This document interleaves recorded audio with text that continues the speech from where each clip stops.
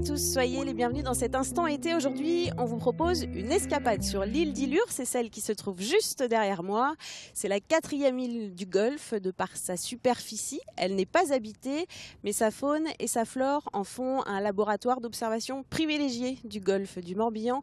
On va tout de suite retrouver le gardien de cette île, Vincent Chapuis, mais avant cela, place à votre actualité bretonne en images avec les rédactions du Télégramme.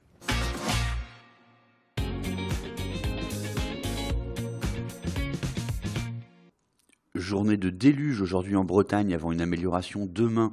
Par endroits, plus de 20 mm de pluie sont tombés, une quantité classique, mais en automne. Certains événements ont dû être annulés, comme à Morlaix ou à Saint-Quay-Portrieux.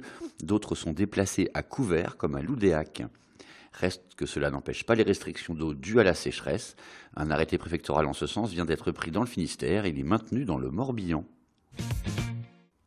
Dramatique série d'incendies depuis dimanche à travers la Bretagne.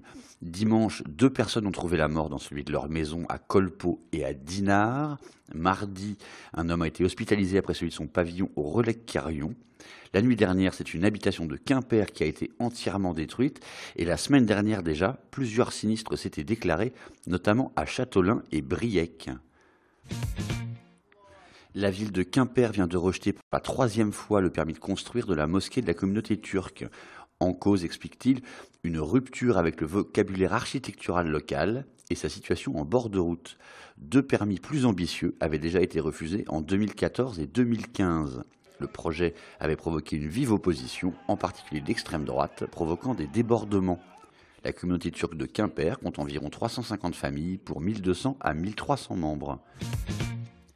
Warren Barguil est de retour dans une équipe bretonne. La révélation du dernier Tour de France a signé pour 3 ans chez Fortunéo Oscaro. Un choix de raison et de cœur pour celui qui dit avoir la double nationalité française et bretonne. Sans doute aussi le signe que l'équipe régionale va revoir ses ambitions à la hausse. Enfin, le nouveau monotype Figaro 3, premier de la série à être équipé de foil, vient de sortir de chantier. Il est appelé à remplacer son prédécesseur sur la solitaire en 2019.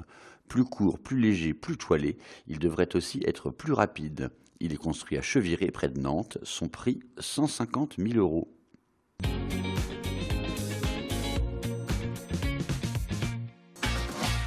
Et je vous propose à présent de retrouver les reportages des rédactions de TB Sud et de TBO. Vous êtes bien accrochés? Oui. C'est sûr?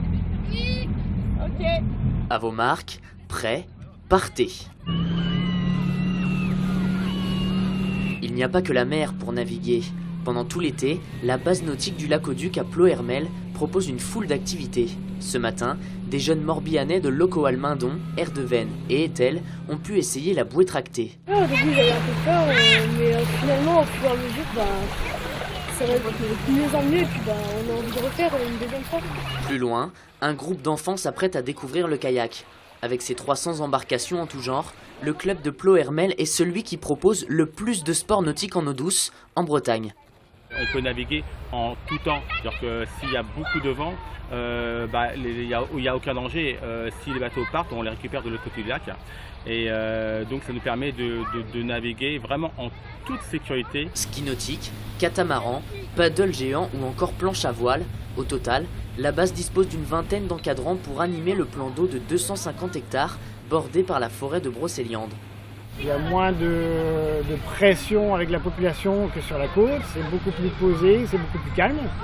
Et puis les gens recherchent un petit peu le tourisme vert beaucoup plus qu'avant. Côté baignade, elle est à nouveau interdite au moins jusqu'à ce jeudi. Les derniers tests effectués hier par l'Agence régionale de santé montrent une nouvelle prolifération des algues bleues. Pour les baigneurs, l'accès au Lac-au-Duc avait déjà été interdit les 15 premiers jours de juillet. Aujourd'hui, la commune de Lanildut dans le Nord Finistère est connue pour sa collecte des algues. Mais ce port implanté dans la Berildut a une riche histoire. Nous sommes au XVIIIe siècle.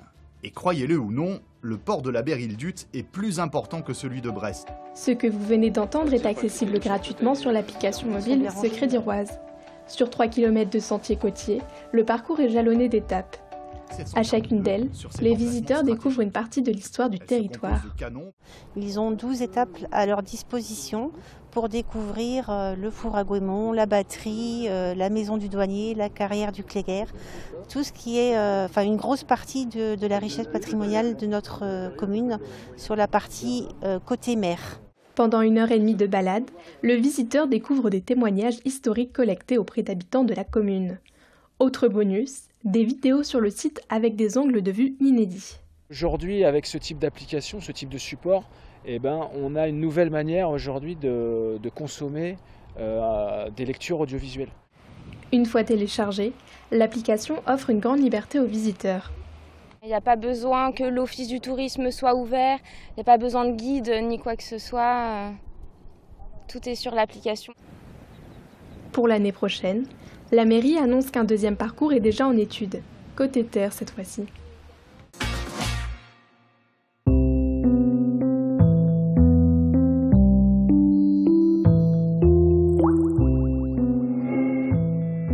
Nous sommes arrivés sur l'île d'Illure dans le golfe du Morbihan et nous sommes avec vous, Vincent Chapuis. Bonjour. Bonjour. Merci beaucoup de nous accueillir ici. Pour la présenter en quelques mots, cette île, c'est 40 hectares environ. Cette île dépend de la commune de l'Île d'Ar. Elle n'est pas habitée, elle est propriété du Conservatoire du Littoral et elle est gérée depuis 2009 par le Parc naturel régional du golfe du Morbihan. Alors pourquoi le Conservatoire du Littoral et le parc ont choisi de veiller sur cette île précisément? On est quand même sur la 4e plus grosse île du Golfe, 40 hectares, donc avec une grande diversité de paysages, une richesse en faune et flore, et aussi un joyau en son cœur, un village pittoresque dans lequel on pouvait à la fois faire un espace protégé et faire un projet d'accueil du public pour parler des richesses et fragilités du Golfe. Donc c'est un site très varié en fait, malgré sa petite taille, c'est ça? Ouais, c'est un site varié, légèrement vallonné, donc on a des beaux points de vue sur l'ensemble du Golfe, sur la presqu'île de Ruisse, des petits coins un petit peu plus tranquilles, une diversité de plages, de sable, des petites vasières, des petites falaises, il y a un petit peu de tout à voir ici. Et sur les autres petites îles qui sont privées, le public n'a pas la possibilité de venir découvrir. Donc ici, on offre la possibilité, pas n'importe comment, de découvrir ça. Alors justement, c'est une île qui était privée aussi jusqu'en 2008. 2008. Qu'est-ce qui a changé depuis son acquisition par le Conservatoire du Littoral? Alors les premières choses qui ont été faites, c'est tracer des sentiers pour permettre au public de visiter le site, mais pas partout, donc histoire de garder des zones naturelles, préservées. Et puis petit à petit, le bâti est restauré dans le village, les maisons sont ouvertes pour des expositions. On a un projet de gîte sur une partie des maisons. On est aujourd'hui autonome en électricité et en eau potable. Voilà, c'est ça qui a commencé à changer et on entretient pas mal d'espace avec nos moutons, avec le tracteur et tout ça. Et puis il y a votre mission sur l'île, vous êtes gardien de cette île. Ouais. C'est quoi la mission? Moi et Clément, mon collègue cet été, donc en fait on a un rôle de gestion, d'entretien de l'île, d'accueil du public en animation, de sensibilisation, de garde aussi, parce qu'il y a certaines règles qu'il faut respecter.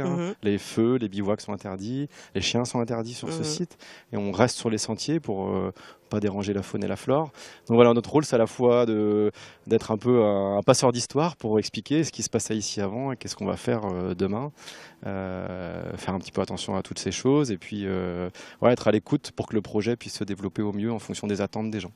Puis vous l'observez de près cette île, vous avez posé vos jumelles juste avant qu'on échange, mais voilà, vous êtes à l'observer pour comprendre ce qui s'y passe. Voilà, alors c'est vrai que pour le parc, ici, pour nous, c'est un laboratoire, donc on met en œuvre tout un tas de suivis scientifiques depuis le littoral jusqu'au cœur des terres, qui nous permettent un petit peu de prendre la température de l'état de santé du golfe, des espèces, des herbiers sous-marins, de l'érosion côtière. Donc pour nous, c'est un endroit aussi d'expérimentation et de test. Et après, on peut en parler au public.